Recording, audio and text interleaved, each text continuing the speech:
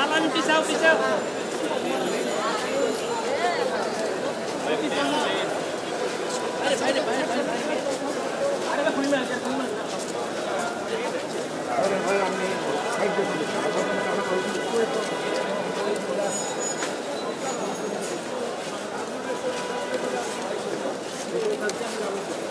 আমি করে থাকবেন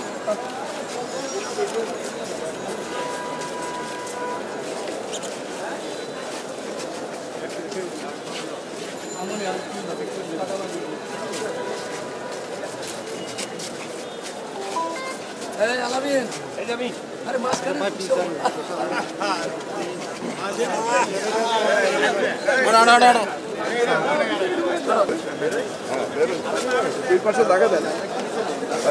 আজকে ফ্যাসিস্ট হাসিনার অন্যতম সহযোগী সাবেক অবৈধ মন্ত্রী জোনায়েদ আহমেদ পলক তাকে আজকে একটি শাহবাগ থানার একটি হত্যা মামলায় বিজ্ঞ আদালতে উপস্থাপন করে তদন্ত কর্মকর্তা 7 দিনের রিমান্ড প্রার্থনা করেন।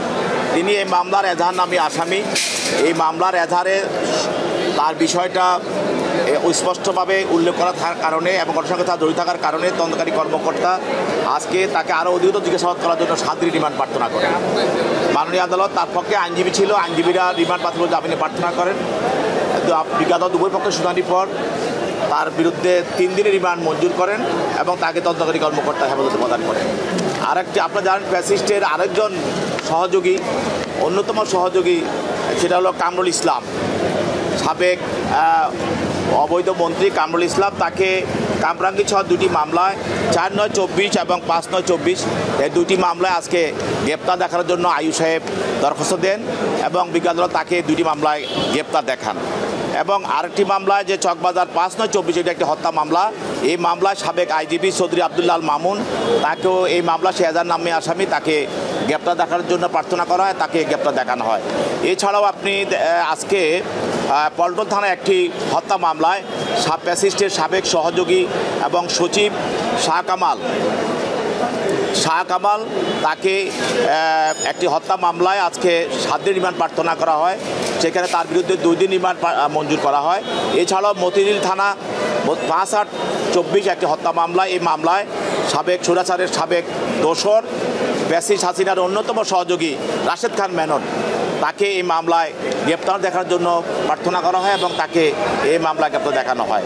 পল্টন থানা আরেকটি মামলায় সাবেক আওয়ামী লীগের নেতা ইঞ্জিনিয়ার মাসুদা এবং গাজীপুরের সাবেক ভারপ্রাপ্ত মেয়র আসাদুজ্জামান কিরণ তাকে 2টি মামলায় গ্রেপ্তার দেখানোর জন্য প্রার্থনা করা হয় এবং তাদেরকে 2টি মামলায় আদালত গ্রেপ্তার দেখিয়ে তাদেরকে CW জেল হাজতে প্রেরণ করে। আজকে কোর্টে কোনো কথা বলেছেন কিনা তারা আসামিরা বলে নাই। কামরুল ইসলাম সাহেবের তো মানে একটু ভাব এবং যে আসলে উনার কিছুই হবে না, হ্যাঁ উনি তো প্রতিদিনই একটা না একটা কথা ভাব দেখাতে চান। তো উনি বলছেন যে কথা বলার লাভ নাই, তা আমি বলছি 19 বছর বলছেন আর বলার দরকার নাই, 17 বছর তো অনেক বলছেন, আর একটু চুপ থাকেন, এখন অন্যদেরকে বলতে দেন। আর এমনি রিমান্ড শুনানির আবেদনের সময় আপনারা কি যুক্তি দিয়েছেন? রিমান্ডের আবেদন সময় আমরা বলছি যে তদন্তকারী কর্মকর্তা কখন রিমান্ড চায়, যদি তিনি দেখেন যে আসামিকে প্রাথমিক তদন্তে যদি তিনি পান যে আসামির অন্যান্য আসামিদের সঙ্গে জিজ্ঞাসাবাদে বা ঘটনা তদন্ত করতে গিয়ে যদি এই আসামির বিষয়ে মামলার সঙ্গে জড়িত বিষয়ে ওনার কাছে স্পষ্ট হয় এবং উনি যদি বুঝতে পারেন যে এই আসামির সঙ্গে অন্যান্য আসামিদের যারা পালিয়ে আছে বা যারা ঘটনার সঙ্গে আরও জড়িত আছে তাদের একটা যোগসূত্র আছে, তখনই তাদেরকে রিমান্ডে আনা হয় এবং রিমান্ড চাওয়া হয়।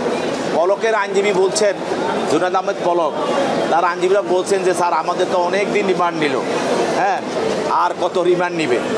আমরা বলছি যে দেখেন 1581 জন লোক আন্দোলনকারী ছাত্র জনতা নির্মমভাবে গুলিতে নিহত হয়েছে তাদের, এবং এখানে তারা ক্রিমিনাল কনস্পিরেসিতে যারা জড়িত তাদেরকে হত্যা মামলাগুলি সকল হত্যা মামলায় তারা জড়িত।